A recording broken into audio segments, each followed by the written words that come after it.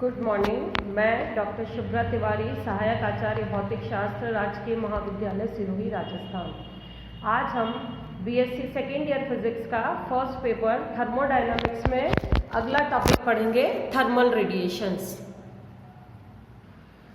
हमारा आज का टॉपिक है ऊष्मीय विकिरण या थर्मल रेडिएशंस। ऊष्मा का एक स्थान से दूसरे स्थान तक स्थानांतरण 3 विधियों द्वारा होता है। पहली विधि है संचलन, दूसरी विधि है संवहन और तीसरी विधि है विकिरण।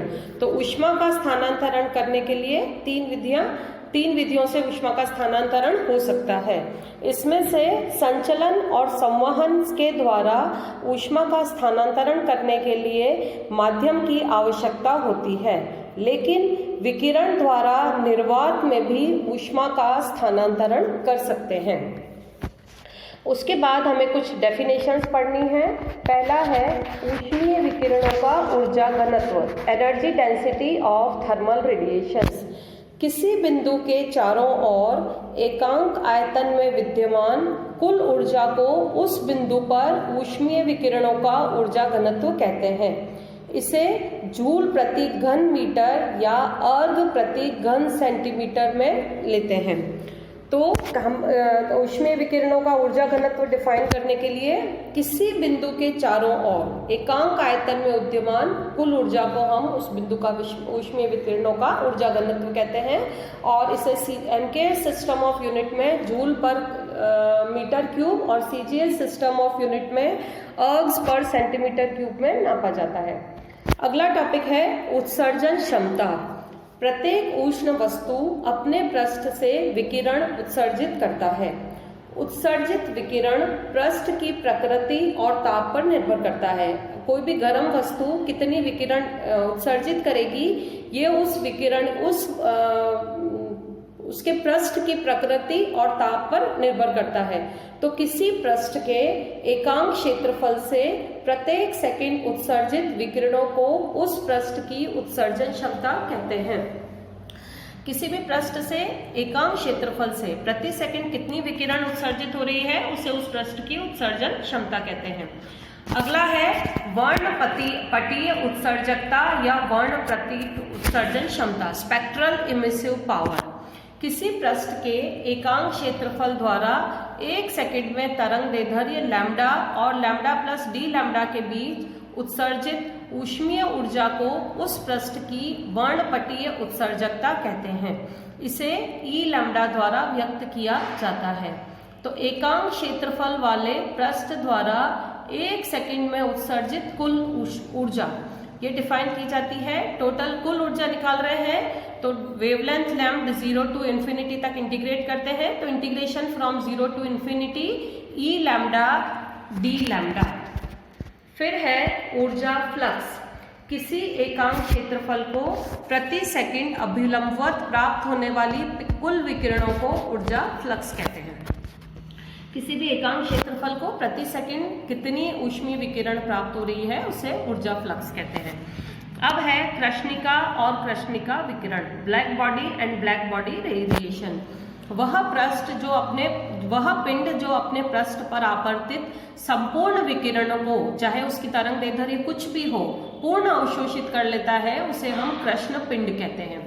किसी भी पृष्ठ पे जितनी भी विकिरण आपतित हो रही है, उस पे इंसिडेंट हो रही है, वो चाहे किसी भी वेवलेंथ रेंज में हो, अगर वो उसको टोटली एब्जॉर्ब कर लेता है तो वो कृष्ण पिंड या ब्लैक बॉडी कहलाता है।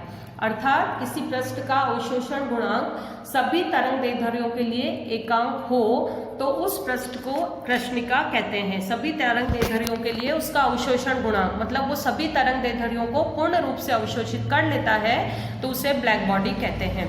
प्रकृति में विद्यमान वस्तुओं में से कोई भी वस्तु पूर्णतः कृष्णिका नहीं होती है। काजल, प्लैटिनम ब्लैक तथा काली स्याही का अवशोषण गुणांक 0.98 होता है। इसका मतलब है कि काजल, प्लैटिनम ब्लैक या काली स्याही जो है, जो भी रेडिएशन उस पर इंसिडेंट होता है, उसका 98% तक अवशोषण कर लेते हैं। अब है पदार्थ और विकिरणों के मध्य तापीय साम्य, radiations in equilibrium with matter. यदि किसी कृष्णिका के भीतर कोई पदार्थ रख दिया जाए तो वह पदार्थ कृष्णिका के भीतर विद्यमान विकिरणों के साथ तापीय साम्यावस्था प्राप्त कर लेता है, चाहे इस पदार्थ के अवशोषण और उत्सर्जन गुण कैसे भी हो। अगर हम किसी पदार्थ को कृष्णिका के अंदर रख देंगे, कृष्णिका का मतलब है ब्लैक बॉडी पे रख देंगे, और ब्लैक बॉडी वो होती है जो उस पर जितनी भी रेडिएशन इंसिडेंट होती है, चाहे वो किसी भी वेवलेंथ रेंज में हो, उसको एब्जॉर्ब कर लेती है। तो अगर हम किसी पदार्थ को कृष्णिका के भीतर रख लेंगे तो वो कृष्णिका के भीतर जो विद्यमान विकिरण है उनके साथ थर्मल इक्विलिब्रियम में आ जाता है, चाहे उस पदार्थ का अवशोषण और उत्सर्जन गुण कैसे भी हो, और वह कृष्णिका या ब्लैक बॉडी की तरह से बिहेव करने लगता है। तो कृष्णिका के भीतर माना किसी वस्तु A को रख देते हैं, तो इस वस्तु A का प्रारंभिक ताप कुछ भी हो, अंततः वह कृष्णिका के ताप के एक निश्चित ताप पर बनाए रखता है। अतः यह वस्तु कृष्णिका में विद्यमान विकिरणों में ऊष्मा विनिमय करके विकिरणों के साथ तापीय संतुलन में आ जाती है, और इस स्थिति को ऊष्मीय साम्यावस्था कहते हैं। इस स्थिति को थर्मल इक्विलिब्रियम कहते हैं। इस साम्यावस्था में वस्तु A का ताप कृष्णिका के ताप के बराबर हो जाता है, और यह वस्तु A भी जो विकिरण उत्सर्जित करती है वे केवल इस वस्तु के ताप पर ही निर्भर करते हैं। मतलब ये वस्तु जो है वो भी ब्लैक बॉडी की तरह से बिहेव करने लगती है। इस प्रकार A वस्तु द्वारा उत्सर्जित विकिरण भी कृष्णिका विकिरण या वो भी ब्लैक बॉडी रेडिएशंस भी होते हैं, क्योंकि वे विकिरण केवल वस्तु के ताप पर निर्भर करते हैं और उसकी प्रकृति पर निर्भर नहीं करते हैं। अगला टॉपिक है किरचॉफ का नियम। किरचॉफ के नियम के अनुसार किसी निश्चित ताप पर सभी वस्तुओं की उत्सर्जन क्षमता और अवशोषण क्षमता की निष्पत्ति समान होती है, तथा यह निष्पत्ति कृष्णिका की उत्सर्जन क्षमता के बराबर होती है। इस किरचॉफ के नियम से अनुसार किसी भी निश्चित ताप पर सभी वस्तुओं की इमिशन पावर और एब्जॉर्प्शन पावर का रेशियो जो है वो सेम होता है, और ये रेशियो किसी भी ब्लैक बॉडी की इमिसिव पावर के बराबर होता है। तो यहाँ पर हमने मान लिया E dash lambda E double dash lambda वस्तुओं की उत्सर्जन क्षमताएं और A dash lambda A double dash lambda वस्तुओं की अवशोषण क्षमताएं हैं। तो किसी भी वस्तु की उत्सर्जन क्षमता और अवशोषण क्षमता का रेशियो कांस्टेंट है, और वो ब्लैक बॉडी की उत्सर्जन क्षमता के बराबर है। अगला टॉपिक है विकिरण दाब या रेडिएशन प्रेशर। सबसे पहला इसमें दो केस लेंगे हम। पहला केस है किसी पृष्ठ पर आपतित विकिरणों द्वारा आरोपित दाब। यदि समतल पृष्ठ AB पर समतल तरंग विकिरण लंबवत आपतित हो रहे हैं, माना कि इन तरंगों का ऊर्जा घनत्व U अर्ग प्रति घन सेंटीमीटर है। यदि विकिरणों का वेग c हो तो AB के एकांक क्षेत्रफल को प्रति सेकंड पार करने वाली ऊर्जा का मान जो है वो Cu होगा, और इसे हम ऊर्जा फ्लक्स कहते हैं। यदि पृष्ठ ऐसा हो कि वह आपतित समतल विकिरणों को अवशोषित कर ले तो पृष्ठ को विकिरणों से कुछ संवेग प्राप्त होगा। विद्युत चुंबकीय सिद्धांत के अनुसार W ऊर्जा वाला विकिरण पृष्ठ को W/c संवेग प्रदान करेगा। अतः AB के एकांक क्षेत्रफल से प्राप्त संवेग की दर, इसको हम लिखेंगे W/c is equal to Cu/c, और ये हमारे पास आएगा U डाइन प्रति वर्ग सेंटीमीटर। तो परिभाषा के अनुसार यही पृष्ठ पर विकिरणों द्वारा डाला गया दाब होता है, अर्थात P is equal to U। तो हम ये कह सकते हैं कि किसी पृष्ठ पर आपतित विकिरणों द्वारा डाला हुआ दाब जो है वो U के बराबर होता है, U डाइन पर वर्ग सेंटीमीटर। लेकिन यदि पृष्ठ पर विकिरण लंबवत आपतित न होकर थीटा कोण पर आपतित हो, पहले वाले केस में हमने लिया था वो लंबवत आपतित है, तो अगर वो थीटा कोण पर आपतित होती है तो उस केस में रेडिएशन प्रेशर जो है वो U cos स्क्वायर थीटा से दिया जाता है। अगला केस है विसरित विकिरण या डिफ्यूज्ड रेडिएशन। जब किसी पृष्ठ पर सभी संभाव्य दिशाओं से समान प्रायिकता से विकिरण आपतित होती है तो उनको हम विसरित विकिरण कहते हैं। यदि किसी पृष्ठ पर सभी दिशाओं से बराबर विकिरण आपतित हो रही है तो उन्हें हम डिफ्यूज्ड रेडिएशन कहते हैं। विसरित विकिरणों के पृष्ठ पर प्रायः सभी दिशा में समतल तरंगें आपतित हो रही है। अतः पृष्ठ पर आपतित दाब P is equal to summation over P dash is equal to summation over U cos square theta होता है, जहां पर कि U सभी विकिरणों का कुल ऊर्जा घनत्व है और cos स्क्वायर थीटा इसका माध्य मान है। जब हम इसका माध्य मान निकालेंगे तो जब हम cos स्क्वायर थीटा का माध्य मान निकालेंगे तो वो हमें 1/3 मिलेगा। तो हम ये कह सकते हैं कि विसरित विकिरणों के लिए पृष्ठ को पूर्ण अवशोषक मानने पर विकिरण दाब जो है P, जो कि हम U average value of cos square theta से देते हैं और उसकी वैल्यू हमें U/3 मिलती है। अब है थर्मल रेडिएशन के लिए स्टीफन बोल्ट्जमैन का नियम, स्टीफन्स बोल्ट्जमैन लॉ। स्टीफन के नियमानुसार कृष्णिका के एकांक पृष्ठ क्षेत्रफल से प्रति सेकंड उत्सर्जित होने वाली ऊर्जा अर्थात संपूर्ण उत्सर्जकता E पिंड के परम ताप के चतुर्थ घात के अनुक्रमानुपाती होती है। स्टीफन के अनुसार ब्लैक बॉडी के यूनिट एरिया से प्रति सेकंड इमिशन होने वाली जो एनर्जी है, जिसको कि हम संपूर्ण उत्सर्जकता E से रिप्रेजेंट करते हैं, वो पिंड के परम ताप के चतुर्थ घात के अनुक्रमानुपाती होती है। अर्थात हम लिख सकते हैं E is directly proportional to T4 और E is equal to sigma T4, जहां पर कि सिग्मा एक कांस्टेंट है जिसे स्टीफन का नियतांक कहते हैं। इसका मात्रक जूल पर सेकंड मीटर स्क्वायर केल्विन 4 और वॉट पर मीटर स्क्वायर पर केल्विन 4 होता है और इसका मान 5.67 इंटू 10⁻⁻8 वॉट पर मीटर स्क्वायर केल्विन 4 होता है।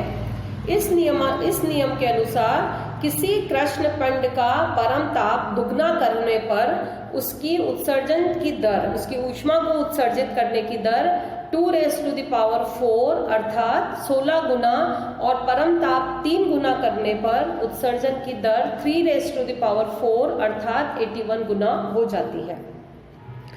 यदि कोई कृष्ण पिंड परम ताप T पर है और यह पिंड एक अन्य पूर्ण कृष्ण वातावरण से घिरा हुआ है जिसका कि ताप T0 है और साथ ही साथ हमने ये माना कि T is greater than T0 है, तो पिंड अपने एकांक पृष्ठ क्षेत्रफल से प्रति second E is equal to sigma T4 ऊर्जा उत्सर्जित करेगा तथा वातावरण से उत्सर्जित ऊर्जा E0 is equal to sigma T04 को अवशोषित करेगा।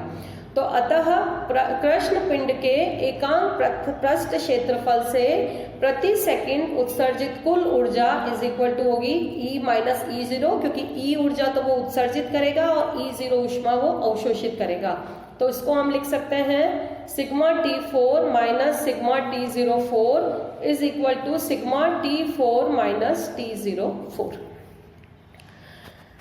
अगला टॉपिक है ऊष्मा गतिकी के आधार पर स्टीफन बोल्ट्जमैन नियम की व्युत्पत्ति।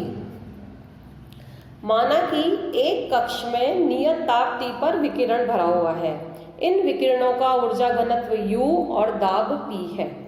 चूंकि विकिरण केवल ताप पर ही निर्भर करते हैं, तो हम ये लिख सकते हैं del U by del V at constant temperature is equal to 0, क्योंकि एनर्जी डेंसिटी कांस्टेंट टेम्परेचर पे 0 रहेगी। और साथ ही साथ हम लिख सकते हैं del P by del V at constant temperature is equal to 0। अर्थात हम कह सकते हैं नियत ताप पर विकिरणों का ऊर्जा घनत्व और दाब कक्ष के आयतन का फलन नहीं होता है। यदि कक्ष का आयतन V हो तो कक्ष में बद्ध विकिरणों की कुल ऊर्जा, हमने माना है ऊर्जा घनत्व U है और कक्ष का आयतन V है, तो कुल ऊर्जा हमारे पास आएगी U is equal to small u and capital V और del U by del V is equal to 0। तो कक्ष में बद्ध विकिरणों के लिए हम कारणों का चक्र लेते हैं। उसके लिए मान लिया हमने AB ताप T पर समतापीय प्रसार है और BC रुद्रोष्म प्रसार है। रुद्रोष्म प्रसार का ताप T माइनस dt है और फिर सेम CD समतापीय संपीड़न है जो ताप T माइनस डेल T पर होता है और DA जो है वो रुद्रोष्म संपीड़न है जिसके पश्चात विकिरणों का ताप पुनः T हो जाता है। ये कार्नो चक्र हमने यहाँ डायग्राम से बना रखा है। समतापीय प्रसार, रुद्रोष्म प्रसार, समतापीय संपीड़न और रुद्रोष्म संपीड़न। तो इस पूर्ण कार्नो चक्र में किया गया कार्य W कार्नो वक्र के क्षेत्रफल के बराबर होता है। तो हम लिख सकते हैं W इज इक्वल टू क्षेत्रफल ABCD। यहाँ पर हमने BC को बहुत छोटा सा डिफरेंस DP माना है और इसको हमने उससे रिप्रेजेंट किया है। तो DP V2 माइनस V1, तो इसको हम लिख सकते हैं DU/3 V2 माइनस V1, क्योंकि P जो है वो U/3 विसरित विकिरणों के लिए है। किंतु समतापीय प्रसारण में किया गया कार्य W1 PdV के बराबर होता है। तो W1 हमारे पास हो जाएगा PdV is equal to P V2 minus V1 is equal to U/3 V2 minus V1। और आंतरिक ऊर्जा में परिवर्तन du है, तो du इज इक्वल टू हमारे पास आएगा U2 minus U1 is equal to हम लिख सकते हैं U V2 माइनस V1। मान लीजिए यह है इक्वेशन नंबर 3। अतः समतापीय प्रसरण में निकाय द्वारा ली गई ऊष्मा du plus PdV is equal to U2 minus U1 plus P V2 minus V1। तो इसको दोनों को जब हम सम करेंगे तो हमारे पास आ जाएगा 4/3 U V2 माइनस V1। लेकिन हमें पता है कार्नो चक्र की दक्षता ईटा दी जाती है W/Q से, तो वो हमारे पास आता है T1 minus T2/T1 is equal to हमारे पास आता है dt/T। तो हम W का मान रख देते हैं और Q का मान रख देते हैं और सिंप्लीफाई करेंगे तो हमारे पास आएगा du/3 V2 minus V1 U/3 V2 minus V1 divided by 4U/3 V2 minus V1। तो ये हमारे पास आ गया 1/4 du/U और वो बराबर होता है dt/T के लिए। तो इंटीग्रेट करेंगे तो हमारे पास रिलेशन आ जाएगा U is equal to αT4, जहाँ पर कि अल्फा एक कांस्टेंट है। लेकिन विसरित विकिरणों के लिए E is equal to CU/4 से दिया जाता है। तो हमारे पास आ गया E is equal to C, U की वैल्यू हमारे पास है αT4/4, तो हम इसको लिख सकते हैं C α/4 T4। C कांस्टेंट है, अल्फा कांस्टेंट है, 4 कांस्टेंट है, तो उसको हम कांस्टेंट सिग्मा से रिप्लेस कर रहे हैं। तो हमारे पास रिलेशन आ गया E is equal to sigma T4। ये स्टीफन बोल्ट्जमैन कांस्टेंट है सिग्मा। तो हमारे पास आया विसरित विकिरणों के हमारे पास आया relation E is equal to sigma T4।